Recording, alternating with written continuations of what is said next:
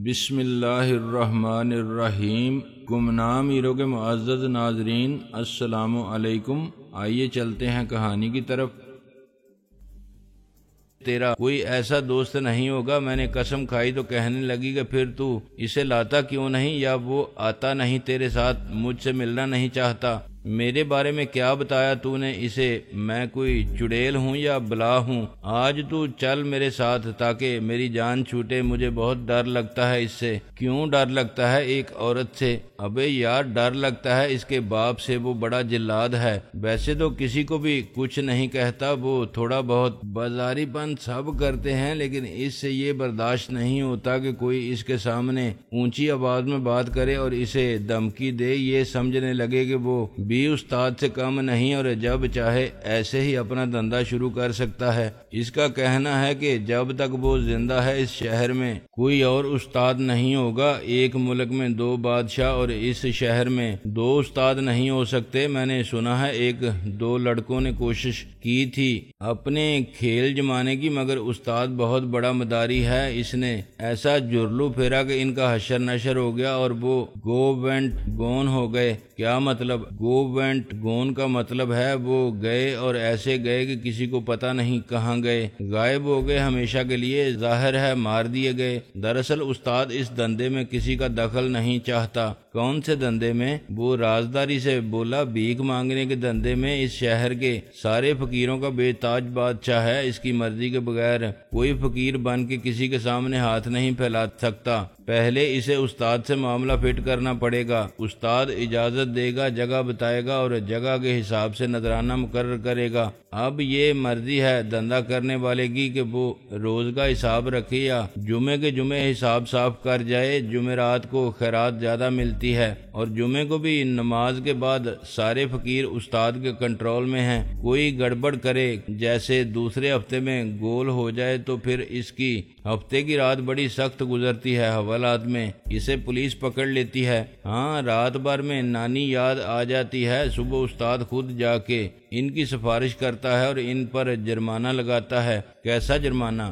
جرمانہ یہ کہ اب اگلے 2 جمعے یا 4 جمعے نذرانہ ڈبل، کوئی انکار کرے تو پھر اتوار کی رات نانی کو بھی نانی یاد آ جاتی ہے۔ دراصل استاد بھی مجبور ہے، اسے ہر ہفتے تھانے میں لگی بندی رقم پہنچانی پڑتی ہے۔ تھانے والے کسی کے ساتھ رعایت نہیں کرتے اور کوئی بہانہ نہیں سنتے۔ استاد کو جتنا نذرانہ ملتا ہے اس میں سے آدھا پولیس لیتی ہے، 50-50 پر کام چل رہا ہے۔ جسے یہ منظور نہیں وہ دھندا چھوڑ دے یا شہر چھوڑ دے، کوئی اور کام کرے، مثلا ہوٹل میں یا کسی دکان پر اور کسی کے گھر میں۔ میں نے کہا، تو نے دوسری بات نہیں بتائی جس پر استاد کو بہت غصہ آتا ہے؟ ہاں، میں نے پہلے بھی بتایا تھا تجھے، آپا جی اس کی بیٹی ہے، کوئی اسے بری نظر سے بھی دیکھے یا اس کے بارے میں زبان سے بری بات نکالے تو استاد پاگل ہو جاتا ہے۔ اس نے جرجری لے کر کانوں کو ہاتھ لگایا، خود میں نے 2 بار دیکھا ہے، انہیں ننگا کر کے الٹا لٹکا دیا تھا استاد نے۔ استاد کے پاس ایک چابک ہے جیسی تانگے والوں کے پاس ہوتی ہے، ایک بیت بھی ہے، لمبی لمبی لکیریں پڑتی جاتی ہیں کھال پر، ان سے خون رسنے لگتا ہے۔ جن پر استاد کو شک ہو کہ سالے حرامی ہیں، ان کو بلا کے دکھاتا ہے اور ان کے سامنے زخموں پر نمک ملا پانی ڈالتا ہے، اور کیا بتاؤں کیسی کیسی جگہ بجلی کے تار لگا کے جھٹکے دیتا ہے۔ وہ ایسے چیختے ہیں اور ایسے تڑپتے ہیں کہ توبہ، سننے والا کوئی نہیں ہوتا وہاں، اس لیے ان کے منہ میں کپڑا نہیں ٹھونسا جاتا۔ جو سنتا ہے اور دیکھتا ہے اس کو اندر سے کچھ ہونے لگتا ہے۔ مجھے تو لگتا ہے کہ میں بے ہوش ہو جاؤں گا، چکر آنے لگے تھے اور متلی ہو رہی تھی۔ میں نے کہا، مجھے زیادہ مت ڈرا ورنہ میں نہیں جاؤں گا تیرے ساتھ۔ وہ ہنس پڑا، اوئے پاگل خانے، تو نہیں جائے گا تو شامت میری آئے گی، اور تو سمجھتا کیا ہے خود کو؟ اس نے شکایت کر دی نا باپ سے، تو تجھے جانا پڑے گا، تیرا تو باپ بھی جائے گا، اپنے ساتھ دشمنی مت کر۔ میں نے کہا، دیکھ رئیس، اگر وہ سمجھتی ہے کہ زبردستی مجھے بھی اس دھندے پر مجبور کر سکتی ہے۔ ابے نہیں یار، وہ تیری مدد کرنا چاہتی ہے، ملنا چاہتی ہے تجھ سے۔ اس کا مطلب ہے کہ تیری کوئی بات اچھی لگی ہے اس کو۔ اس نے کہا رئیس تیری یہ آپا جی، میرا خیال ہے کہ میں نے اسے دیکھا ہے، تیرے ساتھ ایک فقیرنی تھی کبڑی سی، وہ تیرے ساتھ کار میں بیٹھ کے گئی تھی، وہ مجھے دیکھتا رہا اور پھر سر ہلایا، ہاں تو بھی آج اسی کار میں جائے گا ہمارے ساتھ۔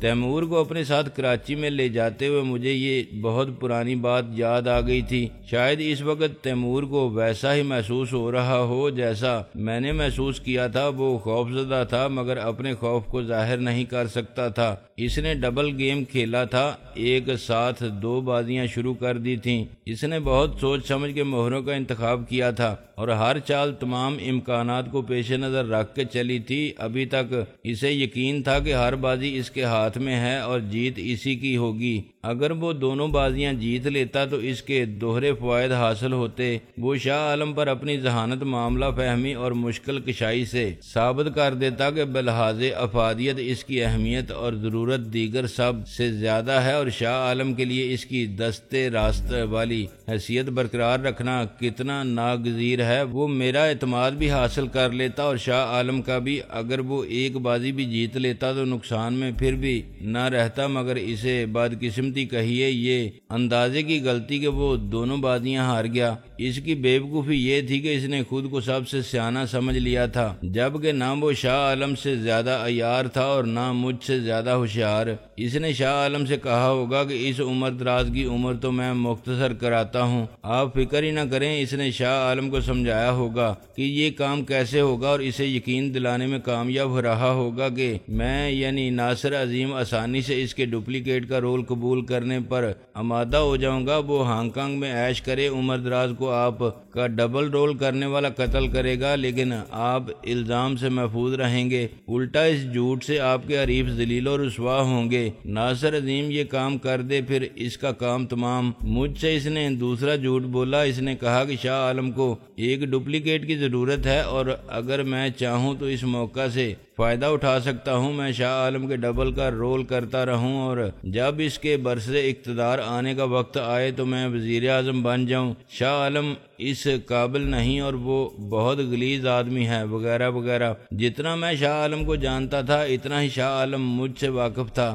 ایک بار اس نے سوشل ورکر کی حیثیت سے میرے ساتھ فراڈ کیا تھا اور میں نے اس کا فراڈ پکڑ لیا تھا۔ وہ کبھی مجھے اپنے ڈپلیکیٹ کے طور پر قبول نہیں کر سکتا تھا، مگر عمر دراز کو میرے ہاتھوں قتل کرانے کی اسکیم اسے پسند آئی تھی اور تیمور کی یقین دہانی پر اس نے کہا تھا کہ اچھا اگر تم یہ ذمہ داری قبول کرتے ہو تو تمہیں میری آشیرواد حاصل ہے۔ یہ جھوٹ کی کھوکھلی بنیاد پر کھڑی کی جانے والی عمارت تھی۔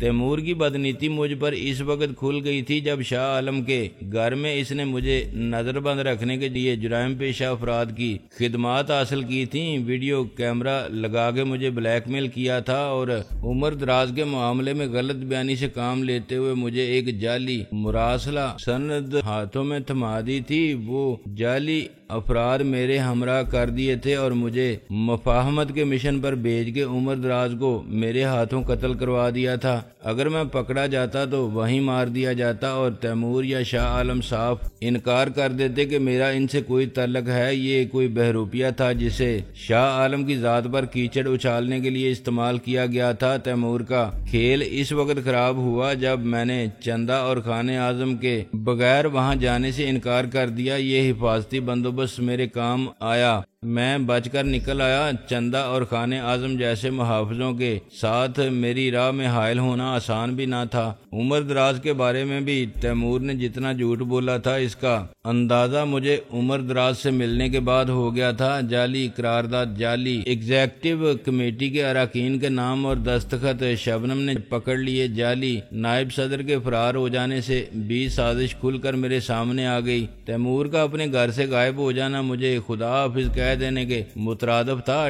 ڈیئر شاہ عالم، نمبر 2 احمق درجہ اول اور بیوقوف کلاس 1، تم سے جو کام مجھے لینا تھا وہ تم نے کر دیا، آگے تمہاری قسمت۔ تم عمر دراز کے محافظوں کے ہاتھوں مارے جاؤ یا مشتل کارکن تمہیں ہلاک کر دیں، مجھے یا شاہ عالم کو فرق نہیں پڑتا۔ ابھی تم جان بچا کے رپوش ہو گئے ہو تو ممکن ہے پھر ہم سے ملنے کی کوشش کرو۔ تم بہت کہو گے، بہت شور واویلا کرو گے، مگر ہمارا جواب ایک ہی ہوگا، یہ تم کیسی باتیں کر رہے ہو؟ کون ہو تم؟ تمہارا دماغ تو خراب نہیں؟ کیا تم ہمیں بلیک میل کرنا چاہتے ہو؟ بہروپیے جال ساز۔ تیمور کی بازی اس وقت پلٹی جب تقدیر نے تدبیر کو مات دی اور ایک معمولی اتفاق کو بہانہ بنا لیا۔ تیمور ایک کام سے تھانے گیا اور اس کی بدقسمتی کہ مجھے چلبلی وہاں لے گئی جہاں جانے کا میں سوچ بھی نہیں سکتا تھا۔ میں کسی اور ارادے سے نکلا تھا، مگر جو ہونا تھا وہ ہو کے رہا۔ جناب ابو بکر آزاد نے مجھے گھر پہنچانے کے لیے لفٹ دی تھی،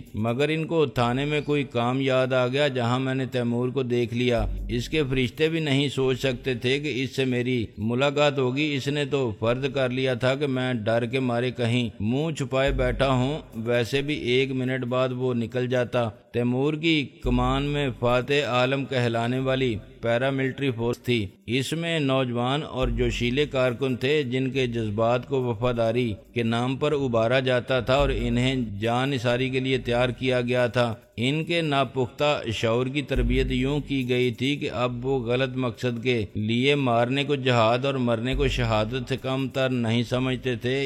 ان کے ہاتھ میں اسلحہ تھما کے انہیں شاہ عالم پارٹی اور منشور کے لیے ہپناٹائز کر دیا گیا تھا تاکہ وہ اپنی عقل سے کام ہی نہ لیں اور حکم دینے والے کے مکمل تابع ہوں۔ تیمور اچانک اور بے خبری میں پکڑا گیا تھا اور مہلت ہی نہ ملی تھی کہ وہ کسی سے رابطہ کر سکے۔ اگر وہ نکل جاتا تو پھر میری اس تک رسائی ناممکن تھی۔ اس کے محافظ راہ میں دیوار بن جاتے اور میرے عزائم کو کیا مجھے خاک میں ملا دیتے۔ میں شاہ عالم کے گھر میں گھسنے کی کوشش کرتا تو پکڑا جاتا۔ سیکیورٹی فورس میں بھی پارٹی کے جان نثار ضرور شامل ہوں گے۔ پولیس ان کے اشارے پر کسی خطرناک یا مشکوک شخص کو گرفتار کرنے کی پابند تھی۔ امیر تیمور کو ڈال بنائے بغیر میں یعنی شاہ عالم خود اپنے گھر میں چھپ کر بھی داخل نہیں ہو سکتا تھا۔ ابھی یہ کہنا مشکل تھا کہ اصل شاہ عالم واپس آ جانے کے بعد میرا کیا انجام ہوتا۔ امن انصاف آزادی کی نام لیوا اور علمبردار پارٹی کے چیئرمین اور اس کے دستے راست امیر تیمور میرا کیا ڈسپوزل کرتے؟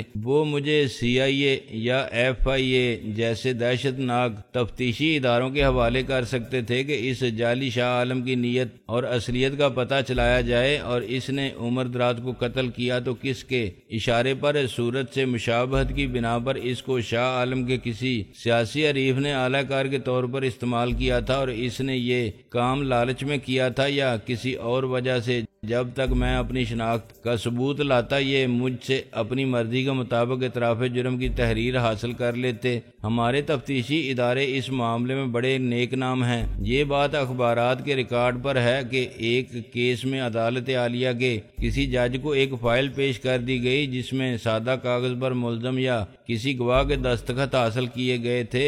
پولیس تمام قانونی نکات کو ذہن میں رکھتے ہوئے بعد میں اس پر ایسا بیان لکھتی جس سے کیس کا رخ وہ اپنی مرضی سے جدھر چاہے موڑ لیتے۔ وہ ایک طرح سے بلینک چیک تھا، اس پر کچھ بھی تحریر کیا جا سکتا تھا۔ وہ بیان جس سے ملزم پر جرم ثابت ہو جائے یا ایسا بیان جس سے ملازم کو شک کا فائدہ حاصل ہو یا وہ صاف بری ہو جائے، انحصار اس رقم پر تھا جو مدعی یا مدعا علیہ ادا کرتے۔ عدالت عالیہ کے جج نے بھی اس دیدہ دلیری پر پولیس کے خلاف برہمی کا اظہار کیا تھا، مگر صورت حالات میں کوئی تبدیلی نہیں آئی تھی۔ اگر آئی تھی تو مزید خرابی کی صورت میں آئی تھی۔ اب تو کھلی بولی لگتی تھی، ابھی پرچہ نہیں کاٹا گیا، سوچ لو، جلدی کرو۔ پرچہ نہ کاٹنے کا ریٹ یہی ہے آج کل۔ اگر پرچہ کاٹنا ضروری ہے تو عام قانون کے تحت قیمت ادا کر دو۔ زیادہ ہے مگر ضمانت آسان ہے اور جان جلدی چھوٹ جائے گی۔ حدود آرڈیننس میں ریٹ کم ہے مگر عام عدالت سے ضمانت نہیں۔ ہائی کورٹ کی شریعت بینچ اور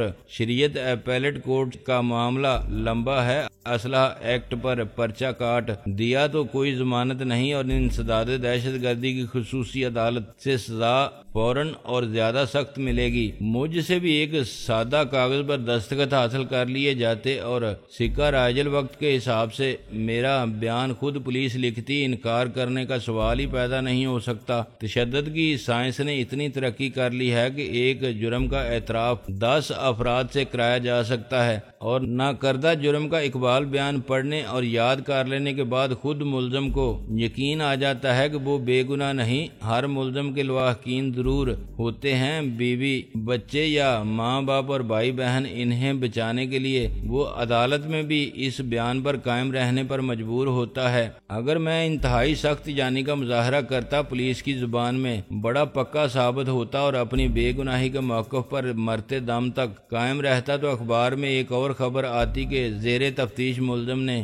حوالات میں آزار بند سے گلے میں پھندا ڈال کے خودکشی کر لی۔ پولیس کے چکر میں پڑنا شاہ عالم اینڈ کمپنی کے لیے خطرناک بھی ثابت ہو سکتا تھا۔ پولیس انہیں بھی بلیک میل کرتی، ان سے بھی تفتیش کے پسندیدہ نتائج حاصل کرنے کی پوری قیمت لیتی۔ پیسہ خرچ کرنے کا مقابلہ ہوتا تو میں جیت جاتا۔ میرے لواحقین بھی کمزور نہیں تھے۔ ڈاکٹر کمال فاروقی عام آدمی نہیں تھا جسے پولیس پریشان کر سکے۔ کرنل خان پر ہاتھ ڈالنا اس سے بھی زیادہ دشوار تھا۔ ان کے ہوتے چندہ یا کمر کا کوئی کیا بگاڑ سکتا تھا؟ تھانے میں پولیس کی مرضی کا بیان دینے کے بعد میں عدالت میں اس بیان سے پھر سکتا تھا اور اسے تشدد کا نتیجہ قرار دے سکتا تھا۔ میں اصل حقائق بیان کرتا تو شاہ عالم اور امیر تیمور کی مٹی پلید ہوتی۔ چنانچہ زیادہ امکان یہی تھا کہ شاہ عالم کی واپسی کے بعد میری چھٹی کر دی جاتی۔ وہ بھی اسی اصول پر عمل کرتا جس پر میں عمل کرنے جا رہا تھا۔ بیاک وقت دو شاہ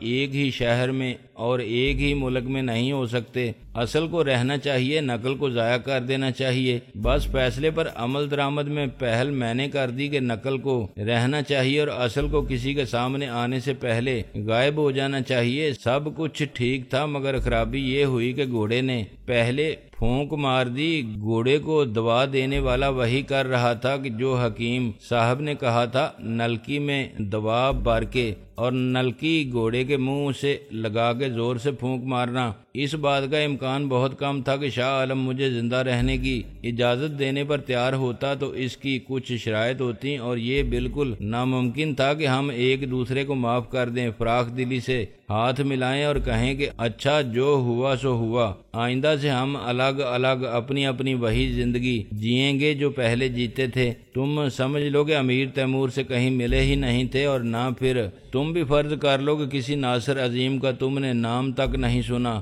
بائے خدا حافظ۔ ایک پرخباثت شیطانی قتل کے منصوبے میں کامیاب شراکت کے بعد انتہائی شریفانہ اور پرسکون انداز میں اپنا اپنا راستہ انت بلا سو بلا۔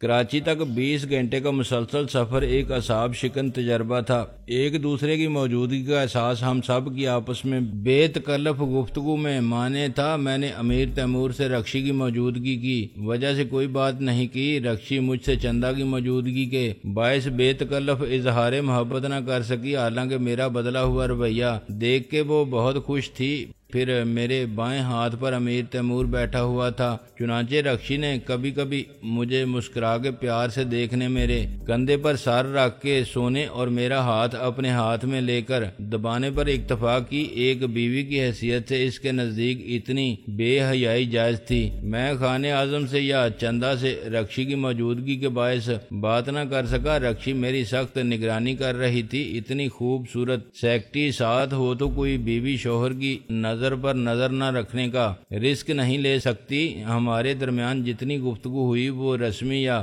ضروری تھی۔ میں نے سوچا کہ اگر ہم دوسری گاڑی میں ہوتے تو کیا ہوتا۔ میں تیمور کو خان اعظم کی تحویل میں دے کے مطمئن ہو سکتا تھا کہ چاند سی بنو اب تیرے حوالے، لیکن پھر دوسری کار میں چلاتا تو میرے ساتھ کون بیٹھتا؟ رکشی میری نصف بہتر کے طور پر اس سیٹ پر اپنا حق جتاتی اور اصرار کرتی کہ اپنی سیکرٹری کو پیچھے والی سیٹ پر بھی کیوں بٹھاتے ہو، اسے باپ کے ساتھ بٹھاؤ۔ چندہ پیچھے والی سیٹ پر سخت جلتی بنتی، شاید وہ خود ہی بیٹھنا قبول نہ کرتی۔ میرے اور چندہ کے ساتھ ہونے کا تو تصور بھی نہیں کیا جا سکتا تھا۔ بیوی الگ بیٹھے اور تم عیش کرو سیکٹری کے ساتھ، رکشی کے ساتھ اکیلے بیٹھنا میرے لیے سخت آزمائش میں پڑنے کے مترادف تھا۔ میں تیمور کو ساتھ رکھتا تو رکشی اور چندا کی آپس میں ہرگز نہ بنتی، چنانچہ ایسے ہی ٹھیک ہے، میں نے فیصلہ کیا اسی میں عافیت ہے۔ رات کا کھانا ہم کھا کے چلے تھے اور چائے کافی کے علاوہ تھوڑا بہت کھانے کا سامان ہمارے ساتھ تھا۔ رکشی نے رات 12 بجے نیند کا پہلا راؤنڈ مکمل کر کے میرے کندھے سے سر اٹھایا اور خوابناک نظروں سے مجھے دیکھتے ہوئے مسکرائی۔ میں نے سکون کا سانس لیا۔ میرا دایاں شانہ درد کرنے لگا تھا اور مجھے یوں لگتا تھا کہ جیسے شاک ابزرور بیٹھ جانے سے گاڑی ایک طرف جھک جاتی ہے، ایسے ہی میں سیدھے ہاتھ کی طرف جھک گیا ہوں اور میرا بایاں شانہ نسبتاً بلندی پر ہے۔ اس جسمانی خرابی سے بڑھ کر مجھے اپنا امپریشن خراب ہونے کا غم تھا۔ چندا ایک بار تنزیہ، ایک بار تلخ، ایک بار شعلہ بار اور ایک بار خون آشام نظروں سے مجھے گور چکی تھی اور پرانے قلبی تعلق کے باعث میں ان نظروں کے پیغام کو واضح الفاظ میں سن اور سمجھ سکتا تھا۔ کچھ کہے بغیر ہی اس نے کہہ دیا تھا کہ انسان کے بچے بن جاؤ، یہ نہیں جانتی مگر تمہیں تو معلوم ہے کہ رکشی کسی اور کی بیوی ہے۔ زن مرید شوہر کی اداکاری کے بہانے مزے مت لو۔ افسوسناک بات یہ تھی کہ